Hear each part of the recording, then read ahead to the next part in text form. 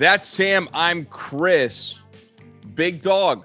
We just had the rivalry weekend, and I guess I want your thoughts on like the in-state rivalries. Like, are you a fan of these games? Are you a fan of these series? I know that obviously like Yankee coded we're a fan of the Subway Series. Went the Mets way. But I don't know if you're a fan of the overall weekend. I'm a fan of the Ohio Cup and kind of some of the trash talking. But thoughts on, I guess, rivalry weekend or whatever? I think it's cool. I just didn't know how you felt about it.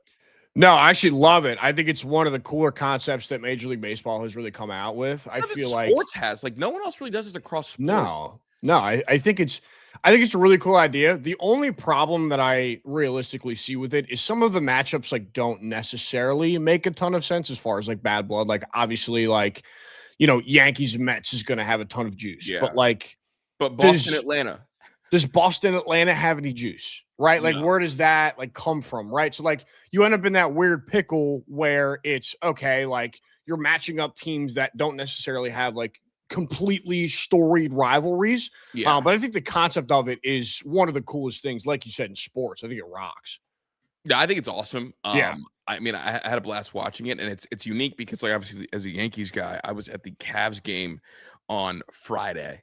And that was during Schlittler's start. And I was sitting way up and I could see the satellites. And I had my phone out. I had my phone out watching Schlittler pitch. Because it's like playing pitching in a game that feels like a playoff game. And I want to talk about Schlittler real quick and then move to Christopher Sanchez. Look, one of the things that tends to happen with pitchers in like big moments. Now, again, I'm calling it a big moment because the air feels a little bit different in a Subway series. For sure. Schlittler keeps his heartbeat in the right place. His location seems to get better after the first inning, and he's become a door slammer. You now have an emotional start against Boston in the playoffs. He was dialed. The heartbeat was in the right place. He was throwing strikes. You then have his first trip to Fenway Park, a team he grew up rooting for. That checked out. And then you have against the Mets, and the heartbeat stayed super, super pure, and he's dominant. It feels like shoving it's just the expectation now. It's not even like, oh, I'm excited to see him shove. Like, no. You show up, he's going to shove. Right. Yeah, he's winning a game every time he steps out on the mound. Right? Mm-hmm. Like there's no doubt about it. And the thing that I love about watching him pitch is he just attacks. He is first pitch fastball, come and beat me. If you can't beat me, you're beat. You're going to lose this baseball game.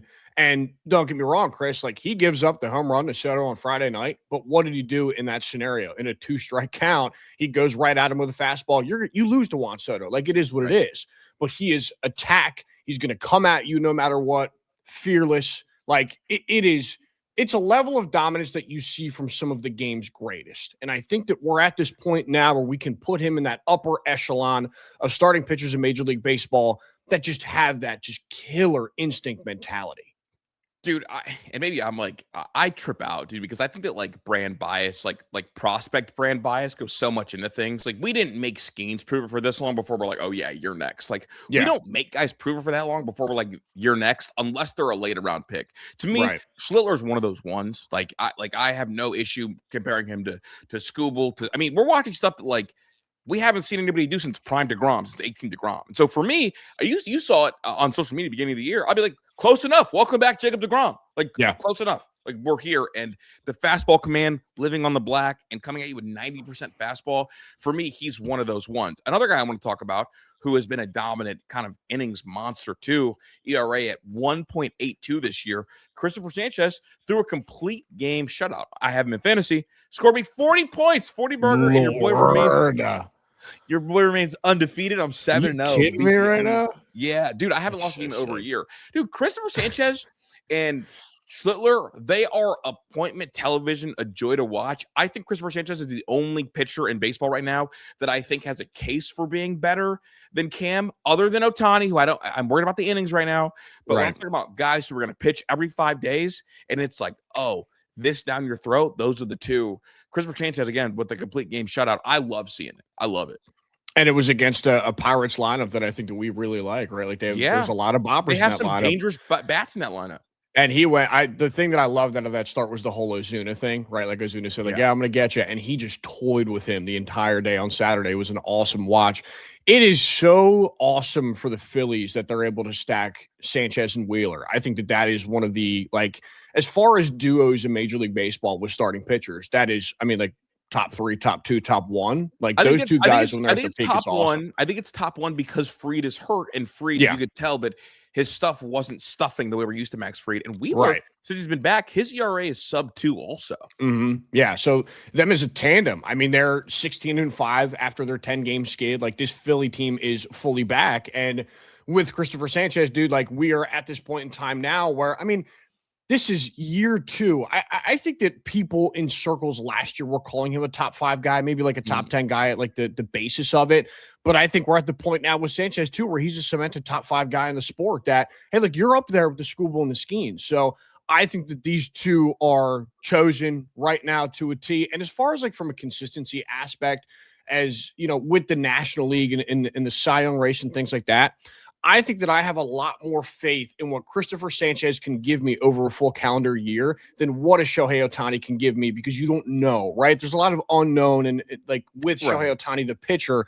So it's unbelievable what Sanchez is able to give that Philly team. And like I said, man, over the last 21 games, the team is fully back. Him and Wheeler are just top 1 best pitching tandem in the sport right now. I mean, those two are killing it. And then on the bat side, it feels like the unction again. Schwarber and Bryce Harper are hitting the absolute cover off the baseball. I think on Friday night, I don't know if it's changed. Schwarber was on pace for 70 home runs. We're talking about absolutely like ridiculous stuff from those two. And Bryce Harper has quietly been fantastic. Now, I don't want to get ahead of myself because they have a pretty sizable hole to dig themselves out of. But don't look now. They're in second place in the NL East. Oh man, they're 8 games back of the Braves, but they are a 24-win team. And for context, Cleveland is in first place in their 26-win team. So we're starting to kind of get it going, and you know, we'll see if that slow start's going to haunt them. But I do want to use this opportunity to go to division winners and losers right now. In the American League East, Tampa Bay has had their, I guess, lead blown up to a 3-game lead over the Yankees. The Yankees have a huge series this week as they take on Toronto. And look, I know that Toronto got up to the horrid start, but that's a train that over the course of 162, they're going to be up there in the top 2, likely, like no matter what. It's going to be about who they catch. New York, the Rays, or both. Huge series. The Yankees know the way to the series. They pushed back Ryan Weathers a day to have him go against the Blue Jays. Thoughts on this upcoming series and how big, and who is this series bigger for, the Blue Jays or the Yankees? I think it has to be the Yankees. I mean, like they're, you know, from what happened last year for that Yankee team, I mean, they got dominated in the regular season by Toronto. I think they went 1-8 against the Blue Jays in their regular season series. And that's why they ended up, you know, coming second in their division, having to play in a wild card series, and then go up to Toronto and play them in a 5-game and got trounced on, Chris, right? Like they could not hold that team whatsoever. So I think it's a lot bigger for the Yankees. And I feel like Toronto, you can kind of excuse what's been going on with them. Like they've just been plagued with the injury bug the entirety of the year. Like it's been gross for them, but I think that we have a lot of faith in what they could be as a unit. But I think that for the Yankees, who have really sputtered, they're like 2-7 or their last 9. Like they've been a just very poor unit. Their bullpen looks horrible. Like some of the bats are asleep at this point in time now.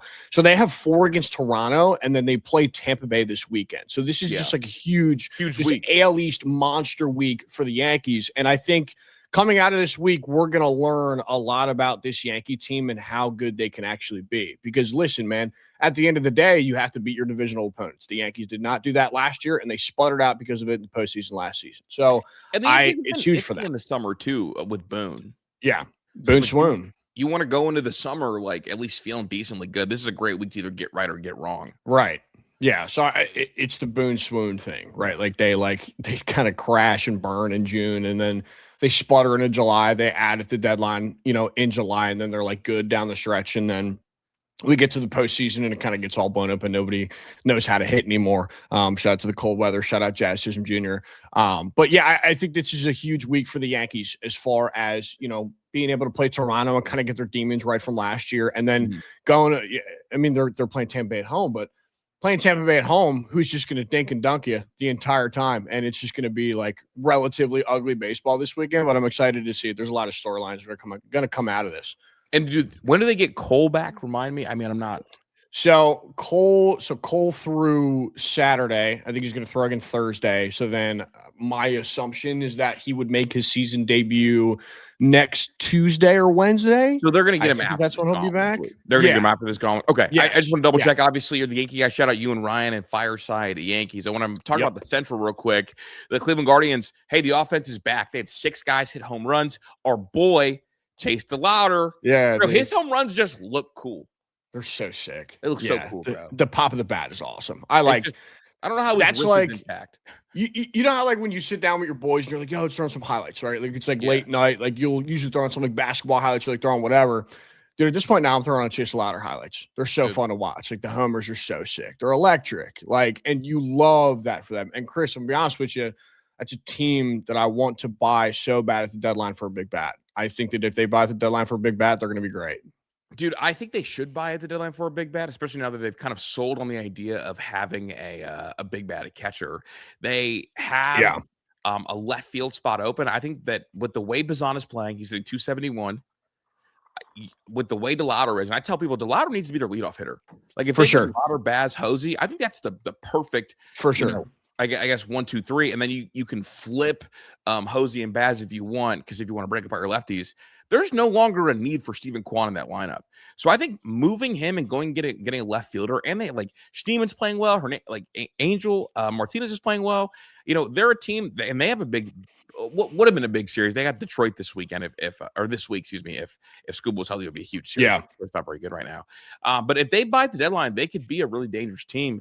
I honestly am glad they got a catcher. As a Yankees fan, I want Ryan Jeffers, the catcher for sure. And then the team that would have been willing to move prospects to get him because he's a righty bat as well is Cleveland. They got a catcher. They're good. They're not going to make another move. So I'm excited for them this weekend. They're currently the leaders in the AL Central, and the bottom of that division is the Royals. Dude, I am blown away by how bad the Royals are. They're just every time I think they're going to get hot, bro. Their last 10, they're 3-7. They're never going to dig themselves out of that hole. I'm not sure if that team's ever going to dig themselves out of it. Yeah, 100%. Okay, and then who do they sell? No doubt about it. But like dude, if I'm Bobby Wood Jr. and I'm looking at this organization and just the talent that they can produce, I mean, like, what are we doing here, right? Dude, like, I mean, made a postseason and then haven't sniffed one since. And and won a postseason series. Bingo. Like, they won a postseason series in 24 against Baltimore. They honestly gave the Yankees hell in 24. Like that was a super competitive series. Like I know that when you look at it, like Yankees won a series 3-1, so like you don't look at that and you say, like, oh well, it actually wasn't close at all, dude. If you sat down and watched those games, like they were sweaters. Dude, like those games were tough. Oh my god, I was the bowling alley and I did an Alex Verdugo big hit during a Garrett Cole start to get a win. Think about how disgusting of a sentence that is. Ew, man. Yeah. Like, yeah, from what they built in 24, it's just a completely different ball club, and they've just kind of fallen off a cliff, right? So if I'm Bobby, I'm like, what are we doing, right? Like I'm staring at my, year 30 or age 30 opt out. I'm staring at that right now. Like, boy, it can't come soon enough, right? Because like losing isn't fun. Like he's not having fun out there in Kansas City, making a lot of money. However, it's not a lot of fun, and I don't love the base of what they have right now. And I just feel like Chris. I feel like that they have pieces that can be good, but I just think that their rosters has been so inconsistent from a year in, year out basis to the point where, hey, like, Lugo and Bubic and Reagan's are really good, but like Pasquantino's really not, Garcia's really not. Well, then it flips then last year. And then it's, your bats are really good. Your arms really aren't there. Reagan spends the whole year injured.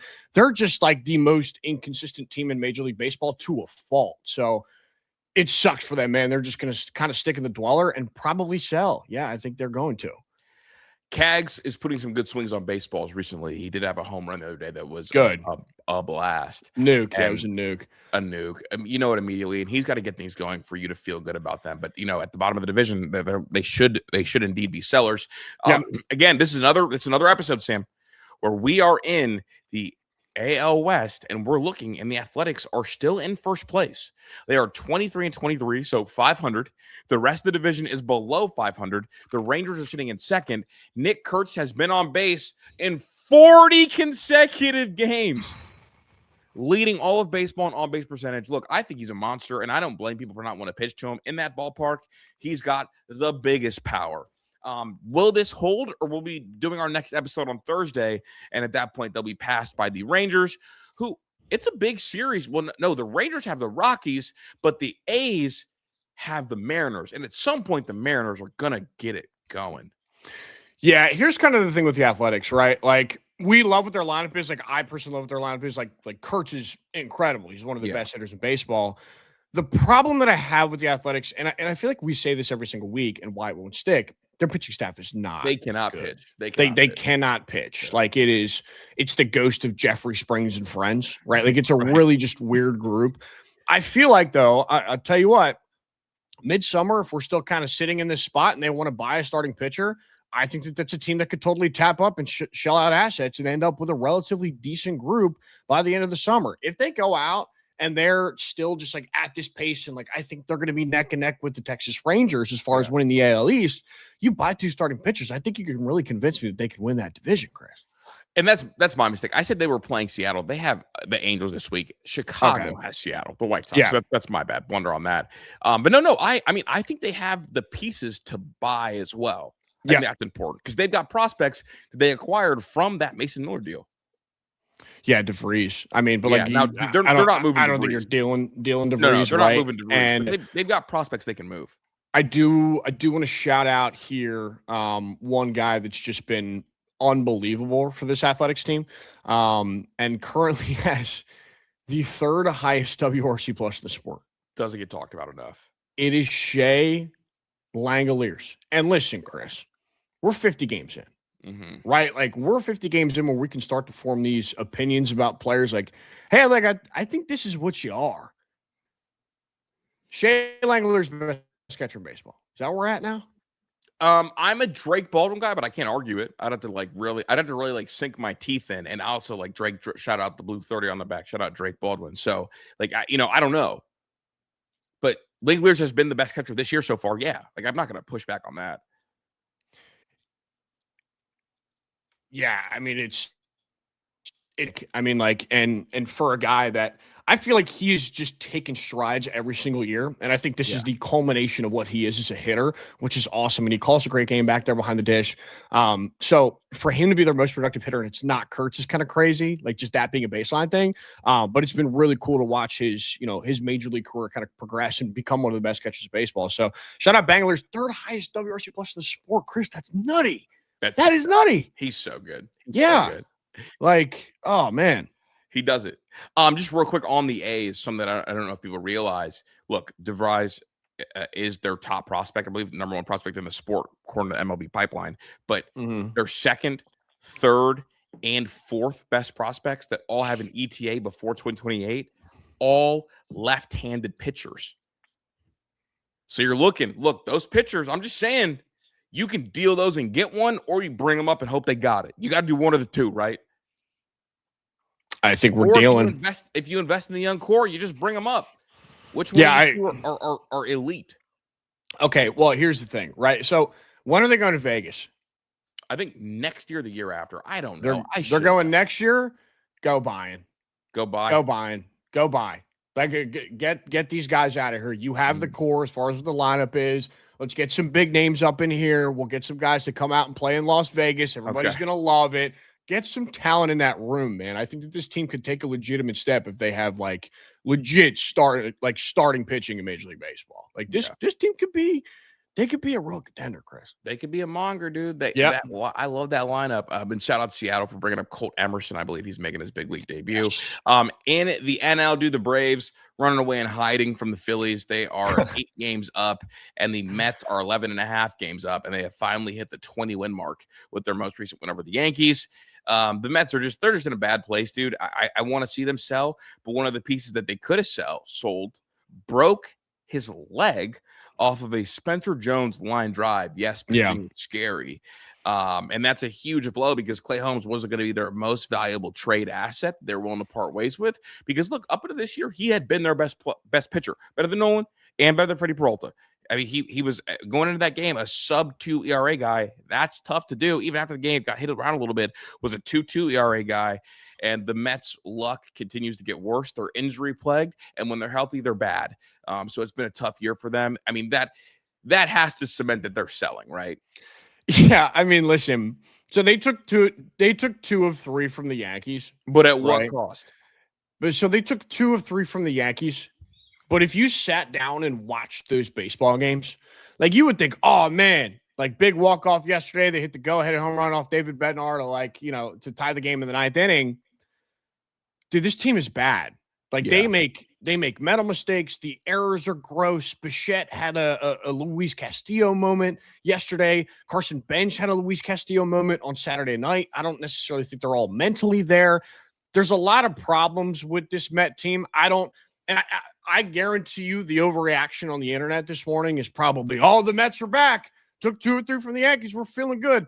I don't feel that way about this team. I don't feel great about the Yankees. Like the Yankees were horrible this weekend, right? Like, so it was legitimately two cheeks of the same ass playing baseball against each other this weekend, and the Mets were just the one cheek that ended up being better. So it's super uninspiring baseball from them. And my God, Bo Bichette stinks, Chris. Dude, he's horrible, bro. And he keeps getting a pass, bro. He's so bad. He's awful. You know he's not getting a pass from the Mets people.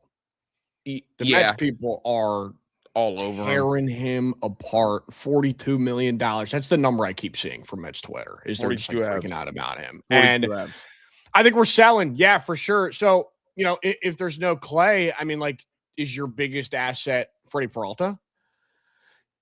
Yeah, probably. I mean, and it's unfortunate that the Guardians don't operate this way. But Luis Robert Jr. is who the Guardians should move off of Quan and go bring in. Yeah, ooh, I got it. What you got? Oh, I got it so bad. Send Freddie Peralta to Sacramento. That would be going. That's going. Send Freddie Peralta to Sacramento, and they'll have the money to re-sign him. Exactly. Send Freddie Peralta to Sacramento and have him anchor that pitching staff. Because listen, if they have Freddie Peralta, I look at that team completely differently. That's good for baseball. Freddie Peralta to the A's is good for baseball. It's good for baseball, and I think if they just I want them to add more starting pitching than Freddie Peralta. But if they add Freddie Peralta plus at the deadline, I think they win that division for sure. That'd be electric. I like what Texas's product is as far as what their starting pitchers are. The bats stink. I don't think they can hit. The Athletics can, and if they just become completely well-rounded, and the Athletics bullpen is good too. So it's not even they don't need to nibble up in there either. But send Freddie Peralta to Sacramento. If you have Freddie, you feel better about bringing up one of those left-handed pitchers too. Correct. Yeah. Yeah, because you add, a top 15 guy in the sport with Freddie, right? That's how I feel about him. Yeah, Mets, please send him to Sacramento. I feel like that's going to be a fun storyline. Yeah, boom, no harm, no foul. Not in the NL, not a rival. There'll be no tax. You'll probably be able to add a pitching prospect. And we know the Mets love their pitching prospects. Go do it. Yeah. In the Central, another one of the big series. Brewers Cubs this week, big dog. Here we go. Cubs are in first place, or 1.5 games up on the Brewers, and the Brewers are hot right now. 8-2 in their last 10. The Cubs are 4-6 in their last 10. This to me is must watch. I'm excited about this division. You and I talked about it last week. It's going to be a battle to the very end. Yeah, and these two teams anchoring things this weekend is going to be freaking sick. So I love the rivalry weekend. That's so hard to say. Rivalry weekend. I love the concept of it, right? Obviously you had the two Chicago teams facing off against each other this weekend. This is the real one. This is the one, dude. This is the one. Yeah. Milwaukee versus Chicago is the one, especially in the NL Central. And we've been talking about it for a while, Chris. This is going to be a battle till the end for both of these teams who are highly talented and all come with, different skill sets of what makes them so special. Yeah. Legitimately. Yeah. Like Chicago will go out and spend the money and has created this awesome core of guys from, relatively outside. They don't have a ton of homegrown talent. And Milwaukee is filled with homegrown talent. That's all they are. Or it's cheap trade cost or but it is two different styles of baseball in that exact same division. And this is going to be a really fun one for me. Do you think PCA should be punished for what he said to that fan? Yes. You do? Yeah. Yeah. Does it border on like Jaron Duran when he yelled at a fan? Okay. That's what I was going to talk about next. Okay. It's disrespectful, right? Yeah. Like we can all get our laughs out. Like we think it's funny. For those who don't know, he yelled at a woman to do something inappropriate to him. Yes. But here's the thing, right? You didn't say what Jaron Duran said. No, he didn't. He did not use it. So that is like, what did Jaron Duran get, like a 1-game suspension for it? I think I have no clue. I don't even know if he got Twitter celebrating. I don't even know. I think he got a 1-game suspension, or like they just sat him down for a day. But like, I mean, it's a bad thing to say, right? Like, but at least we're not. Yeah, he got 2 games. He got 2 games by the Red Sox. I think he should get a game. Dude, like, I agree with you, but don't give him a game this series. Like, delay it. No, let it be the weekend. Let him play the 3 days, series. Right? But like, like the MLBPA will go through it too. So like, there's got to be like a whole, because like they'll probably, if they do come down with a hammer as far as that thing, it's got to go through the entire appeal process because they'll probably appeal. So we're gonna look at the suspension like either this weekend or the beginning of next week. So I think we're in the clear as far as that one. But yeah, it's a bad thing to say. It's in poor taste. Obviously you see it and you like geek for a second because it's like Bichet's an asshole. Dude, I couldn't believe he said it. I just couldn't believe it. But like, at least you didn't say what Jaron Duran said. Yeah. No, that's Yeah, no, that's real. All right, dude. This weekend. Gotta be known. Oh, yeah. This weekend, or not this weekend, this week. We're early in the week. My bad. My days are all botched up. I'm really interested in this one because I'm curious how the Padres are going to handle Dalton Rushing. The Padres hate the Dodgers. They do. They just do. And it's very tightly contested right now. We're talking about the Dodgers are half game up on the Padres. I did not think the Padres would be here at this point of the year. I don't know how it'll last or not, if it'll last or not. But Dalton Rushing is a villain. Also, Ohtani hit that triple play, and the way Dalton Rushing fell down, it looked like a cartoon. That was insane. Shout out Zach Neto, dude. It was the funniest thing ever. Yeah, shout out Zach Neto. Shout out Zach Neto, dude. Also, Mike never hit into a triple play. Ohtani's hitting it too. And this is the one that we were kind of waiting for, right? Like, yeah, like I think it was when it was you, me, and Pat. We're kind of like, when does he start getting thrown at? And we're all just like, Padres, Padres, and we're here. Like, we're finally here, man. Like, what do they call this? Like the Beltway, or no? Is it the Angels? I think Angels Dodgers like the Beltway or something. This rivalry has a specific name, but again, like, all right, here's another thing with rivalry weekend. Okay, like that should be San Diego, Los Angeles. It should be the Dodgers and Padres, right? Like, agree. And I get it that it's the Angels and Dodgers because they're in the same city, but like I don't want that to be the one, right? Like it should be the Dodgers and Padres. So like that's again, like that concept just needs to be refined a little bit more. But I think Dalton Rushing for sure gets thrown at. This is going to be a fun one. And it's going to be by a reliever because Michael King's not throwing at anybody. King Yamamoto tonight is going to be awesome. Yeah. And what is up with this, dude? We get this like really cool weekend, like with all these like teams that hate each other playing against each other. We walk in a Monday morning, Chris, this might be an even better slate of baseball. Yeah, dude. Like this might be the real one. Also, like Michael King being back and nobody talking about it is crazy. Dude, you know what's it's so funny. Ryan and I just had a conversation about this. Dude, Ryan and I we just had a conversation about this because we were talking about like Yanks pitching lab. And it, like if you watch Elmer, he's Michael King. If you watch Will Warren, he's Michael King. Like the delivery, the mechanics, it's all the exact same thing. And for the Padres specifically, they got a leg up in a lot of the negotiations this winter because of the familiarity. They just kind of threw out the exact same offer that everybody else did. Like I know that the Yankees, I think it was like Yankees, Red Sox, and Orioles all threw out the exact same offer. And then the Padres matched it, and he decided to go back to the Padres because of the familiarity. If they don't have Michael King, they're not this good. Because they're in real danger without Michael King. This pitching staff is in a really dark place without re-signing Michael King this offseason. And since he's gone over there, Chris, I mean, he's been unbelievable. Like one of the better starters in Major League Baseball, one of the more underrated starters in Major League Baseball. And he's not getting paid a ton of cash right now because he came off the injury last season. He is so fun because I just feel like I think the stuff is so gross. I love watching the guy pitch. It's entertaining every single time he steps out on the bump. And they needed him unbelievably bad, and you're seeing the results of that this year. The fact that they're only a half game back from the Dodgers is nuts.